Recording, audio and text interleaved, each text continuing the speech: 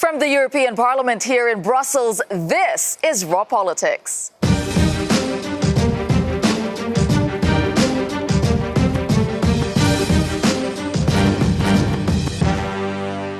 Thank you for joining us tonight, and this is what we have for you on the menu. Get up, what a new political movement means for old party lines. Let the race begin, the front runners for Europe's top job.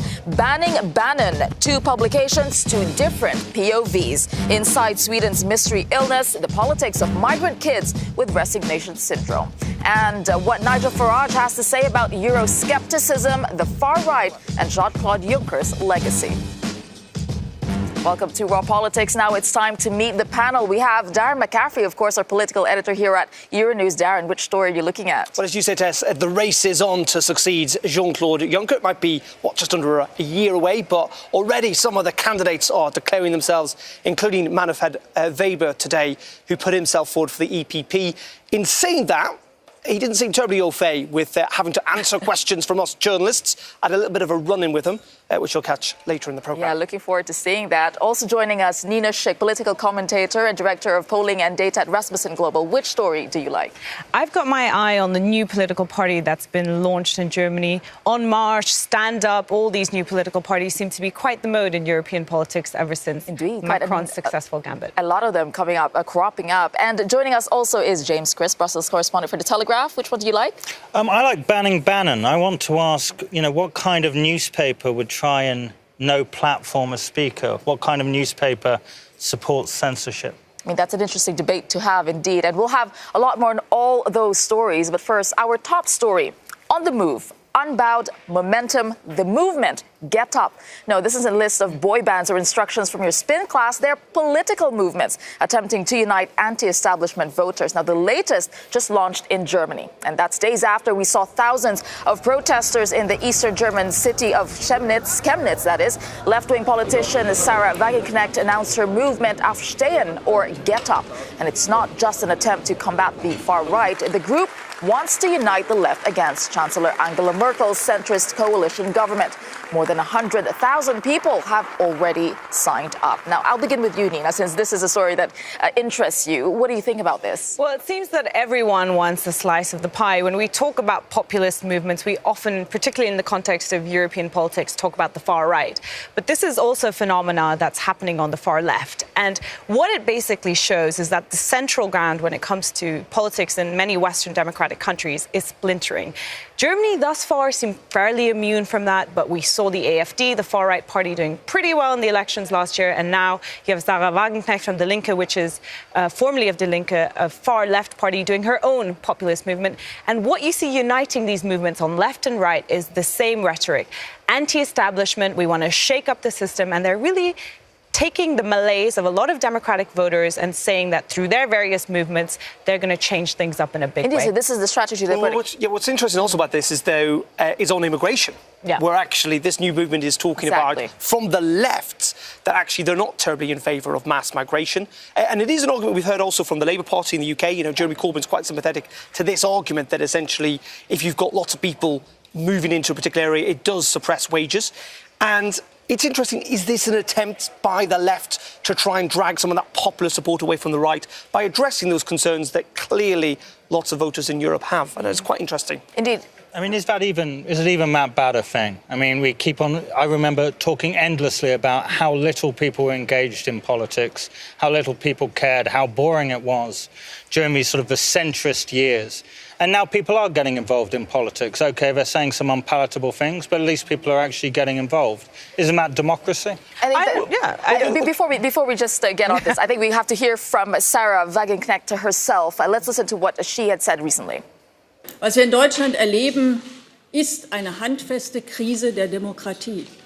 Es gibt ganz viele Menschen, die sich von den Politikern, von den Regierungen, von der Politik nicht mehr vertreten fühlen, die sich im Stich gelassen fühlen, die sich abwenden.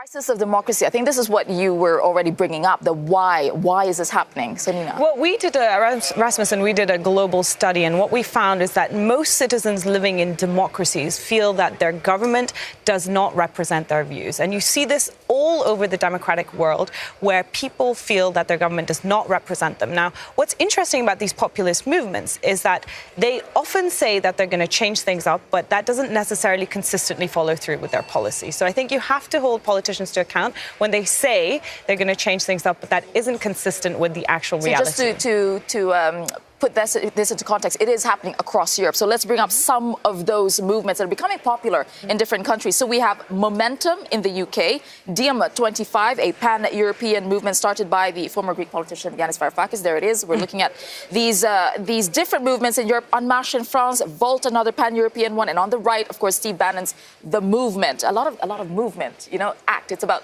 acting. Yeah, and I think it is. It's an expression of that frustration, that the kind of duopoly of politics that we've seen in many countries is simply not representing people. Now, you may well see that as we've become a lot more individualistic over the last kind of 40, 50 years, as people's belief and trust in authority and in institutions has diminished, of course, that is going to be reflected in politics as well. Maybe why people feel that actually the major parties aren't representing them. But in saying that, it's not a broad story across all of Europe. Like, again, you look at the UK, and actually at the last election, Labour and the Conservatives combined achieved well over 70% of the vote. That was the first time that had happened since the 1970s. So it's not a uniform picture, but clearly there is a fragmentation. Another point, I just want to bring up this crossing party lines. Now, is it becoming something of like identity politics rather than, oh, I'm on the left, I'm on the right? It's about issues? I think you just see an increasing polarization when it comes to political discourse. So even though the Labour and the Conservative Party did far better than they have done in decades in the last general election, if you look at who's hijacked the Labour movement on the kind of far left wing and on the Conservative Party, the far right wing, you see an increasing echo chamber when it comes to political discourse. And I think that is the trend that we're going to be seeing in Western democracies in the years to come. That's not necessarily a bad thing, but I think certainly there'll be less room for central compromise and more polarization. And quickly, James, I'll let you get a word in. I mean, I'd just say that, the fact that the political system is fragmenting and there are more movements coming up, I wouldn't say that's necessarily a sign that the system is broken. Could say it's a sign that the system is getting better. Winston Churchill will agree. He once famously said that the greatest argument against democracy was spending 5 minutes with the average British voter. So. And just on that point, I leave that there. The making of people moving, polarizing, moving to the ends. Here, you have the People's Party, which is the biggest party here at the European Parliament. They've opened nominations up for the top job, the EU Commission, and one of those names is Mr. Weber. He's the party leader. So, Darren, you've had a run-in with him today, and he is the epitome of being the centrist, in the center of politics. Let's have a look at what Darren had today with him. Mr. Weber? Mr. Weber? You have the support of the CSU, but do you have the support of Mrs. Merkel as well? Surely a part of accountability, Mr. Weber, is taking some questions from the media. Could just ask you a question about what is... No question, we agreed. No. Well, part of this should be... Why we have agreed. We do one statement now in German, and we did one in English. No, that's can we just ask you, no, Mr. Weber? we do not separate. You say you want a different Europe. Part of this must be accountability, surely. Okay, dann darf ich jetzt darum bitten, dass this must be a part of accountability. What would you like to see? What is wrong with the current system that you want to change? A normal procedure, okay? Yes, we can just have a press conference and not have any questions. We are serious partners, and let's now do this with me, okay? Well, can we talk to you afterwards then? Do you promise? Herr Preis, bitte. You said that Europe needs to change. You say that the Commission... Does that mean that the Commission, as it is, needs to change? And if so, what's wrong with the current Commission? Why are they not connecting with the people of Europe? Today's European Union is not connected to the people in the European Union. People see Brussels mainly as a bureaucratic level, as an elite level. And I want to change this. I want to make clear that elected members of a parliament have the decisive vote about the question in which direction this continent will go. I want to practice simply democracy, parliamentarism. That is my idea, that is what I stand for, and that is what I will fight for. Will you be answering a few questions if you're the Commissioner? You can send me a reply. Let's do so. What did you comment? There are too many Germans in top posts already. So, Darren, take us to that moment with Manfred Weber. Well, the reason that all came apart, essentially, is because we were called to a press conference in which he announced his candidacy for the to become the EPP candidate to take over from Jean-Claude Juncker, the Commission President. But it simply, we were told at the start, was just a statement, even though there were quite a few journalists gathered there. And in that sense, it goes against what he's talking about. You know, he's just said in the answer to my question that I actually managed to get in the end, that, you know, that there is this perception of an elite, a disconnect. And surely in part that is by EU officials, even if they are elected, simply making statements to the public and not having those statements challenged by journalists and indeed by other people. So I thought it was necessary to try and at least get an answer to one of the questions. Quick comment on what he had to say there. Disconnect, the elite, change. Words that you all brought up. Yeah, and of course the biggest irony is that he's representative of exactly the thing that he says he wants not to be. I mean, the entire process of him standing to become European Commission President is not a democratic, you know, transparent election where the people of Europe suddenly rise up as a demos and elect him. So the great irony of his statement is that he is the reason, people like him are the reasons why citizens and voters have a problem with institutions like the European Parliament. Nina, such cynicism. Can't you hear the calls outside the Parliament? Manfred, give us Manfred. They're soon to be the newly crowned king. He won't be president of the European Commission. And there's a couple of reasons why. One, he's German. And two, he doesn't speak French. It isn't going to happen. It's a waste of time. There is well, and also we're going to have to see what happens at the election, of course, because with the fragmentation of politics that we've just been talking about, it is possible that the populists may well unite against the EPP. But yeah, one of the questions he didn't answer today is, you know, do these institutions, does Europe need another German in charge? Yeah. I don't know. But what kind of message that will send? What's interesting on the populism is that he has begun to sort of echo some of the Orban-style messaging on immigration. He talks about protecting Europe's Christian heritage. Is there no centre? I mean, Darren, you raised this in our previous debate. Is there no centre anymore? Well, there is a centre, but the whole point is the centre shifts. Okay. And in essence, there is a centre ground. It's just that at the moment, you could say in lots of parts of Europe, it's slightly shifted to the right. I think it's really interesting. Look at the burqa debate, for example.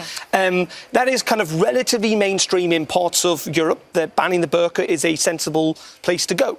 You look at the United Kingdom, actually, and up until recently, even when Nigel Farage, who's on this programme later on, when he was in charge of UKIP, they were not in favour of banning the burqa. It was viewed by UKIP as too right-wing. Right. That wouldn't be the case in France. So different places have different centres. Yeah. The centre still exists. It just moves. All right. Well, let's leave that discussion there for now. Thank you very much to our panellists. And let's move on. Now, if you've ever visited the EU quarters here in Brussels, you'll know that you can bump into some very interesting people. And that's the driving force behind this new feature, What Are You Doing Here?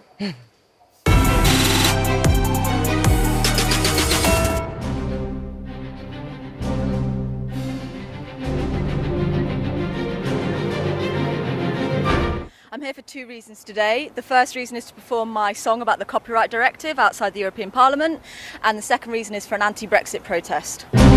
People like to see superheroes out on the streets. Some of them aren't in favour of stopping Brexit, but we try and have a conversation with them.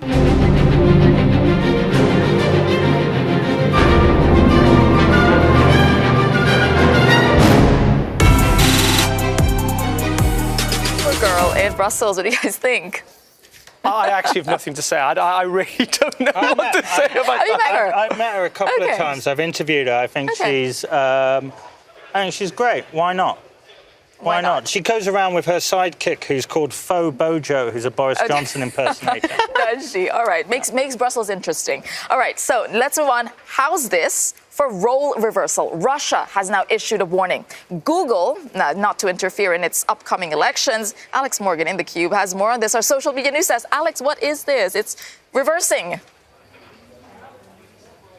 A reversal of roles. Well, strong words from the Russians to Google. This is a post on the Russian embassy in the US's Twitter feed saying that Google must not host content which, in their words, promotes discord and therefore is meddling in the upcoming regional elections throughout Russia and in Moscow. There's also a very long Facebook statement, as you can see here. I won't read it line by line, but basically, let me break this down for you. What is this all about? It's all to do with Alexei Navalny. He is a leading opposition opposition figure, a long-time Kremlin critic. Currently, he's serving 30 days in prison, 30-day sentence for public order offences earlier in the year. Well, in these videos on YouTube, he is talking about protests to be held this weekend against pension reforms, the same time as the elections are taking place. Those videos are hosted on YouTube.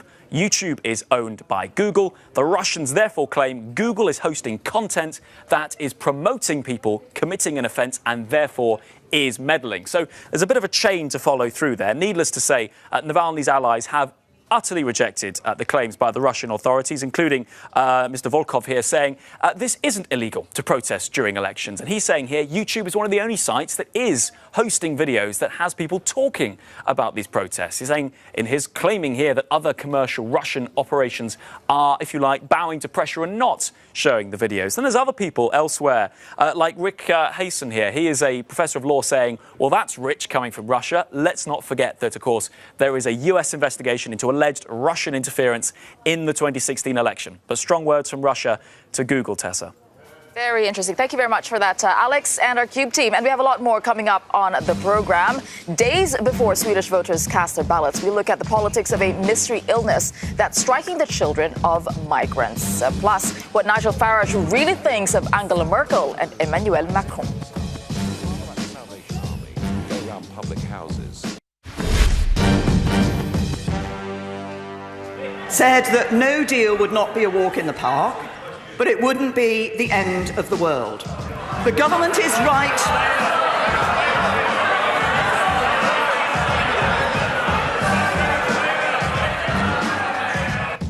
Welcome back to our politics. That was the British Prime Minister Theresa May. They're taking the first Prime Minister's questions of the new parliamentary term. And it was a noisy affair. MPs tackling the Prime Minister on the increasing likelihood of a no-deal Brexit scenario.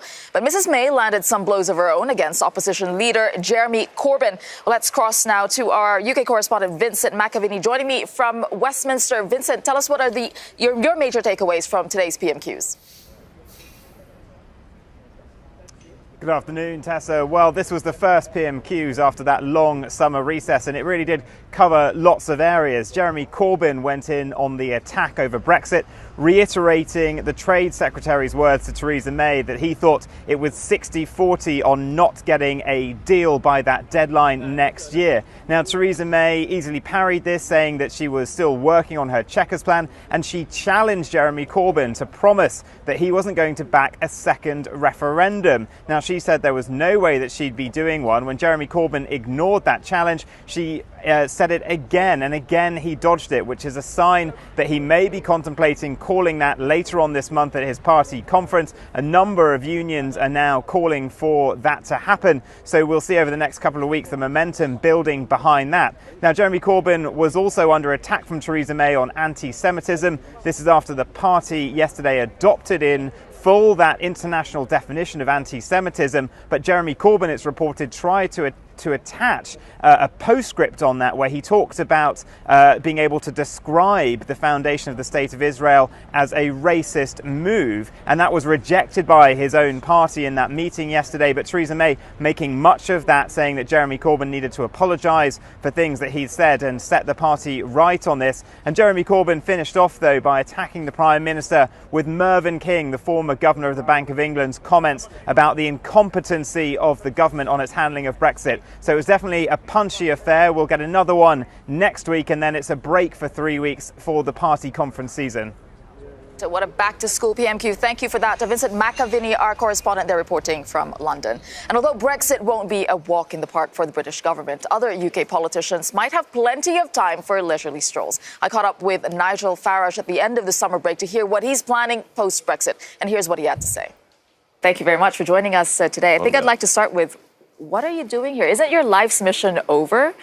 The Brexit has happened. Well, no, I'm still an MEP, number one, so I should be here until the 29th of March at midnight, when I'll be given a bag with all my possessions in, thrown out into the street, and my key to get back in won't work, provided we leave. But I'm also still leader of a group.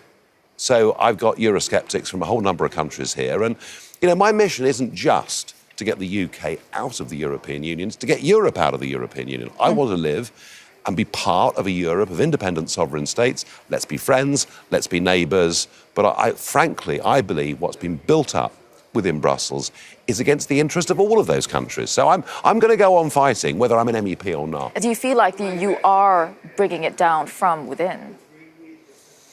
Well, I mean, the irony is that it was through becoming an MEP that I got the voice that I got. Isn't it a bit hypocritical, though? You're here benefiting from I don't the money, think so. from the salary. Oh, no. I said from the start, rather like the Salvation Army, go around public houses, selling their magazine, even though they're anti-alcohol. They've justified it by saying they take the devil's money to do God's work. And as a Eurosceptic, I freely admit, that's what I've been doing here for the last 20 years. I mean, you've got Catalan separatists sitting in Madrid. All over the world, you get people in parliaments who actually don't want to be there. Look, your guess is as good as mine when we have economists predicting what is going to happen down the road. Now, if you turn out to be wrong, are you willing to go out to the public and apologise? Well, I'll tell you what, I was right about the exchange rate mechanism against all the experts back in the 1990s. I was right about the euro. Thank goodness we didn't join the euro.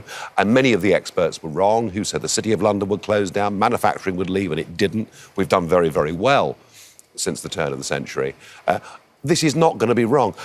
But also, can we please recognise the Brexit vote was not about economic forecasts. It wasn't about one person saying we'd be better off, one person saying we'd be worse off. The Brexit vote was about political independence. It was about not having our laws made by these institutions, not having their court in Luxembourg overruling our own Supreme Court, controlling our borders, catching our own fish. Brexit was about independence. And the great con here is for 50 years, the political class have sold this to us as somehow it's all about economics. We were told it was a common market, it became a political union, and frankly, they can try and scare us as much as they like. It's cry wolf. We're just not listening anymore. That kind of rhetoric, let's say, it's a bit, it's nationalistic. You could say you want your sovereignty. Fine. It's nationalistic, absolutely. And you know what? All over the world, people want to live in a bloc that they recognise to be their own, that they give their allegiance to, that they pay their taxes to, that in tough times they would actually defend. That is why nation-states work. And what has happened here in the European Union is a group of very disparate, very different countries have come together for the purposes of trade and cooperation, good, and it's now become about building a United States of Europe without asking anybody. It doesn't work. All right. Now, I want to talk about Steve Bannon. He's coming here, trying to unite the rights with similar thinking as you do. But what is an American doing in Europe? Well, yes. I mean, Steve Bannon does want to unite the parties that are nationalist and nationalist. And Steve Bannon is looked upon by many as being this kind of guru figure who very early on saw what the populist wave was all about, played a hugely significant role in getting President Trump elected. So Steve Bannon is a bright guy. Many people look up to him. Getting everybody across Europe to unite is not necessarily that easy because you've got so many different political cultures within it. The way that I see it is what's happening in this place is individual Eurosceptics are being picked off for the administration. People, losing staff, having money docked from them. And I do think that what needs to happen, I mean, right now there are 3 Eurosceptic groups in this parliament. I lead one of them. I think what needs to happen is the Eurosceptics need to be together in one big group for their own protection. Yeah, but you brought it up yourself that there are different agendas even if they are Eurosceptic. Yeah. So can the likes of Steve Bannon or even bringing together the right actually succeed when, issues of migration bring them together, but maybe economic policy is different? Can something like that succeed? It's not easy. I'm not pretending that it is, but is it worth attempting? Absolutely yes, because the one thing that all of those groups, Eurocritical to Eurosceptic to those that want to leave completely, the one thing that all of those groups agree on is that it's at the nation state where key decisions should get made. Every one of them wants a degree of European cooperation. But the idea that the European Commission, this bunch of old men that we can't vote for, we can't remove, should be the bosses of Europe, all of us want that to go. Jean-Claude Juncker, he'll be giving the State of the Nation, his last one actually. What kind of legacy do you think he's going to be leaving? Juncker is a complete fanatic. He believes in the European project, albeit I respect the reasons why. He comes from Luxembourg. the Germans invaded in 1940, conscripted his father into the Wehrmacht. He sees this as being the antidote to war. Cooperation and trade are the antidotes to war, not forcing everyone together with one flag, one currency and one army. I think Juncker's legacy will be that he presided over a European Union that saw Brexit, a European Union that saw, in Germany of all countries, a big sceptical voice in the shape of the AfD emerging, and a Europe that saw, in Italy, a government that was outright hostile. So for Juncker, it's been a period of profound failure. I spoke to Yanis Varoufakis recently, and he said, you know, we are in this post-1930s era where it's very dangerous. We're moving into a pre-World War II era. What do you think about what he said, that we have to beat nationalism, we have to beat the likes of Steve Bannon, the likes of you, actually? He's completely missing the point, isn't he? You know, why in his own country, why in Greece, have a neo-Nazi party like Golden Dawn, you know, gone and become the third biggest party? Do you know why? Because the rights of ordinary voters have been taken away by the European project. In fact, in their case, you know, the International Monetary Fund, the European Central Bank took control of their whole system, dictated what people's pensions can be, dictated what could be spent on schools and hospitals. When you take away from people their basic freedoms, don't be surprised if they move towards extremism or even violence. Look at Germany. Look at these riots that have been happening over the course of the last month or so. And frankly, much of what is being said there is very ugly, but it's happening because irresponsible governments, in the name of the European Union, have pursued immigration policies that people find unacceptable. So I'd say to Varoufakis, actually, extremism is being caused by European policies, and actually, national government, democratic accountability, handled sensibly, is the antidote. I would like to play a quick word game with you. I will raise some names, and the first thing that comes to mind, tell me what they are. All right, let's start with Boris Johnson. Messy hair, good fun. Tony Blair. Iraq. Okay. Jeremy Hunt. I don't know what he believes. No words. Dominic Raab. I think he's a good guy. Jeremy Corbyn. Dangerous. Okay, moving on to Europe. Angela Merkel. Failed. Emmanuel Macron. Failing. Jean-Claude Juncker. Fun. Yanis Varoufakis. Entertaining. Steve Bannon. Clever. Nigel Farage. Oh, you can't ask me to pronounce on myself. Sure I can. Businessman. All right. Thank you for joining us today, Nigel Farage. Thank you for your time. Thank you. Well, we're back with our panel here on Raw Politics. You were reacting while he was talking. Who has got the strongest reaction here to that? I mean, Nigel, good old Nigel, he's definitely milking his 15 minutes of fame there. Although undeniably he's played a hugely important role with UKIP and what happened in the UK vis-a-vis Brexit. I mean, yeah, in some regards, he's kind of the most successful, unsuccessful politician. Sure. How many times has he tried to be elected? I think 7 or 8 times to become an MP. The reason he's still here is because he's never been able to get into Parliament in Westminster. Exactly. And of course, after Donald Trump was elected, you know, he was immediately over in the US proclaiming that he was the start of this revolution. So one thing that I found really interesting in that interview, when you talked about Steve Bannon and Steve Bannon's efforts to unite the right, Nigel immediately was like, well, that's not going to be easy, whilst in the same breath talking about how he was going to do it. I find it really annoying when you talk about the rise of Euroscepticism and anti-EU parties, how particularly politicians like Nigel Farage like to use it to vindicate their particular brand of Euroscepticism, as though this is some united movement which he's spearheading. That's what all politicians do. At any given sort of, I mean, I think, you know, he's very good at his job, isn't he? Sure. I mean, he basically gave you the greatest hits there. It was like seeing a sort of a besuited Bruce Springsteen stand up and please the crowd over and over again, which we've heard before. Is there not a slight irony in that they're trying to unite Eurosceptics across Europe? I mean, that's kind of not the point in some regards. All right, well, in saying that, I mean, the question is, what does he do next? Sure. Because he is kind of off the stage. He wants to reappear, like any politician. Believe me, I've followed this man for a very long time. He's got a big ego. Suggestions he's going to run for Mayor of London, not going to happen. He would never win. And someone else who does want to appear, get back into politics, let's say. Now it's time for our power play. We're going to be talking about Steve Bannon. It's all about a battle between two publications on two sides of the Atlantic over Steve Bannon, this man. Let's take a look. It all began on Monday. Steve Bannon was announced as a headline guest at the 19th annual New Yorker Festival. What followed was a fierce backlash and even ultimatums. Actor Jim Carrey vowed not to appear alongside the right-wing leader and former Trump strategist. Amid mounting pressure, the magazine dropped Bannon. But across the Atlantic, another publication, a different stance. The Economist had also booked Bannon to appear at a festival later this month. It's also received some backlash, but the magazine is holding firm. Its editor saying despite the publication's opposition to Steve Bannon's politics, ideas are best tested in open debate. James, you had something to say about this earlier. What do you think? Yeah, The Economist is absolutely right. Despite looking like a magazine and feeling like a magazine, it's actually behaved like a newspaper. In stark contrast to The New Yorker, which has given in to censorship, mealy-mouthed, pathetic whining. I mean, look, what's the point in having any kind of discussion or debate if you're going to shut down the debate with a newsworthy man, Steve Bannon?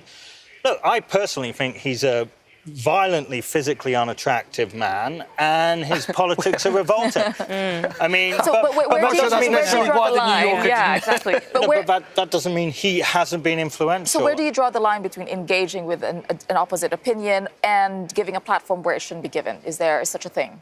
Yeah, I think it's absolutely right that he's given a platform, whether you like his politics or not. You cannot deny that he's been very influential, not only in the Trump administration, but across, global politics right now. So, moreover, you make these people martyrs if you deplatform them. On the right-wing side of politics, you often see about how the liberal elite or the left are deplatforming them. Let them speak. People have your own critical faculties, and if you don't agree with what he says, then that's for us to decide. I think in principle that's all very good and well and should be upheld. But I think in this case, the problem for the New Yorker was that so many other people were simply saying, we're not prepared to be on stage with him, that it could well have just been Steve Bannon on stage. And it got to the point where they had to decide whether they were going to keep the half a dozen people they had who had agreed to do it or just have Steve Bannon. So those circumstances, maybe that is an understanding of why they took the decision. But the reason why that happened is because you have this insidious culture of no platforming. You have people saying at some American universities, now some British universities, oh, no,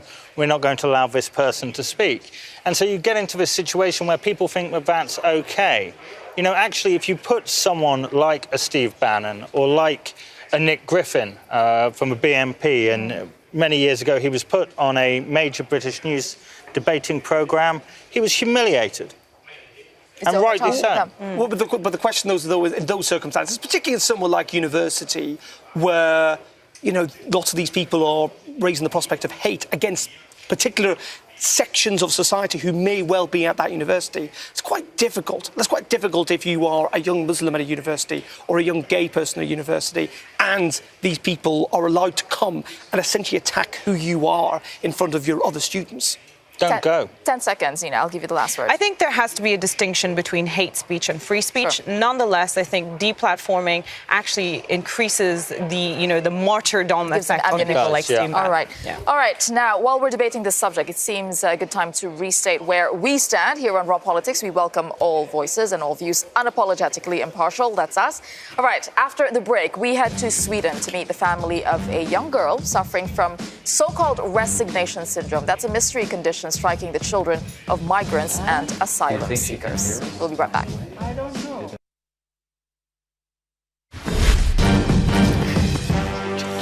Welcome back to Raw Politics. Now, days before a much-watched election in Sweden, new polls suggest that the far-right Sweden Democrats could hold strategic power. And it says it would use that position to change immigration policies or bring down the government. Meanwhile, another right-wing party in Sweden is also betting on anti-immigration sentiment. Alex, in our social media hub, The Cube has been digging into the story. Alex? Tessa, it's the Alternative for Sweden party that people are talking about. And these images from an extraordinary meeting between Mikael Jansson, who is an MP for the Alternative for Sweden, and Syrian government forces. This meeting taking place in Syria. Now, the purpose of the meeting was to discuss sending back Syrian refugees in Sweden to Syria. Now, that is a controversial suggestion, and a vast number of people who have come to Sweden in recent years during the migration crisis have been Syrians fleeing that deadly civil war. Well, the whole visit was documented by Syrian government media, and they released a whole news report. I can just bring this up for you. Also, a press release from the Alternative for Sweden party talking up this meeting, saying it was positive that the Syrian Parliament had requested it, and that it was the duty of the Swedish government to negotiate sending back Syrian refugees to the country. You can see here the whole meeting framed with this large photograph of Assad here. Now, Janssen was also said to have visited areas taken back by Syrian government forces outside of Damascus after years of fighting with opposition forces. He was even said to have donated half a litre of his own blood to a blood bank in Damascus in support of the Syrian government forces.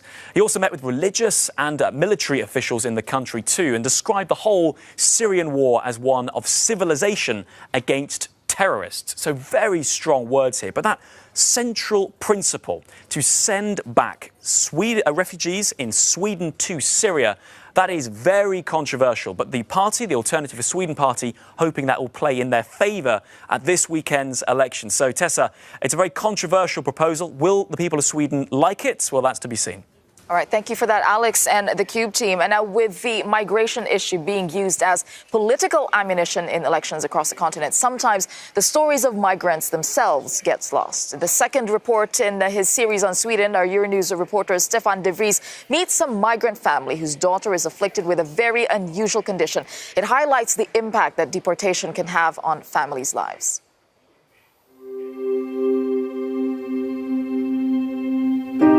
A suburb in Sweden. This is the home of Ariana. She is an asylum seeker suffering from a condition known as the resignation syndrome. She is exactly the same as she was when I saw her the first time in February 2016. It's still a child, and that is 2.5 years ago. When Ariana was 7, she learned that her family's asylum application was rejected. She stopped eating and drinking. Eventually, she went into this state of hibernation. Her parents agreed to talk to us, but for safety reasons, we cannot disclose their identity. Это было 2016 года, где-то начало января, вот где-то 10-12 января. Ну так и они потом сколько, неделю или 10 дней, точно не помню уже сколько, оставались. Потом они решили, что надо поставить шланг. Ariana's family feel like the authorities don't care about their case. They rely on volunteers like Elisabeth Hultkrantz. She is a retired ENT doctor, and as a volunteer she has been working tirelessly with these families for over 10 years. It is a real disease. Earlier, around 2005, it was very much discussion if this was a fake disease and so on. We have had children from 6 years and up. Most of them have a post-traumatic stress syndrome when they come to Sweden. If you pinch them or if you put ice on their stomach or so on, they don't react in any way and they are completely gone. About 100 cases of resignation syndrome have been reported, but it only seems to affect children in Sweden. But why? Dr. Carl Selin is working hard to find scientific answers to this intriguing question. As far as we know at the moment, we don't see cases in the magnitude that we see in Sweden. It has been proposed that the parents are doing this to the children in order to gain an asylum. We see no evidence of that being the case. It's also been claimed that there is some sort of pretended behavior, and it's very difficult to imagine a child, certainly in the younger age group of 7 or maybe 8 years, that can fake this condition for sometimes many years. Yet Dr. Hultkrantz has another theory. I have seen so many children who have been sitting in front of the authorities and got to hear that now you have to leave the country.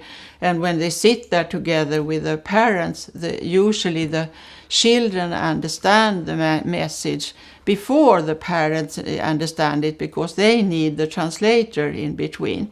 And that is a terrible situation for a child, to know something and maybe feel responsible for their own parents. There is a small chance Ariana and her family will be allowed to stay in Sweden. And then? As far as we know, they recover to lead a normal life. The children may get better, but while uncertainty remains about the asylum procedures, they will be left in limbo.